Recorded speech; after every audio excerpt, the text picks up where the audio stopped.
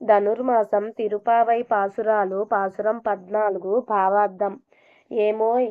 మీ పెరడునందున్న తోటలో గల ఒక దిగుడు బావిలో సూర్యోదయాన్ని వీక్షించి ముదమునందడి ఎర్రని కలువ పువ్వులు చిరునవ్వులు చిందించునటులా విచ్చియున్నవి. కలువల రేడు చంద్రుని విరహమునకు ఓర్వలేని నల్ల కలువలు ముడుచుకొని పోయినవి. కాషాయ వస్త్రధారులై స్వచ్ఛమైన ప్రకాశము గల దంతములు గల తపస్యాలురు, సన్యాసులు అందరునూ లేక ఆ వేషధారులైన తామస దేవతారాధకులను తమ యొక్క ఆలయముల తలుపుల తాళములను తెరచుటకై వెడలుచున్నారు. ఆరాధన సమర్పించుట కేగుచున్నారు.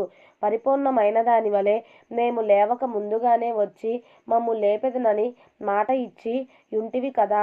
చాలులే, ఇకనైను లేవవమ్మా, లేచి రావమ్మా. కొంచెమైను సిగ్గు లేకుండెనే నీకు. మాటలను చెప్పుటయందు చక్కని నేర్పరితనమును మాత్రం కలిగియుంటివి.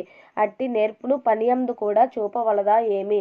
శంఖము చక్రము వంటి ఆయుధములను ధరించిన విశాలమగు శ్రీహస్తము కలిగి పంకజ నేత్రములు కలిగిన పుండరీకాక్షుని గూర్చి కీర్తించుకుంటూ వెడలుటకు వెంటనే మాతో కూడుమా అని 9వ గోపికను లేపినారు.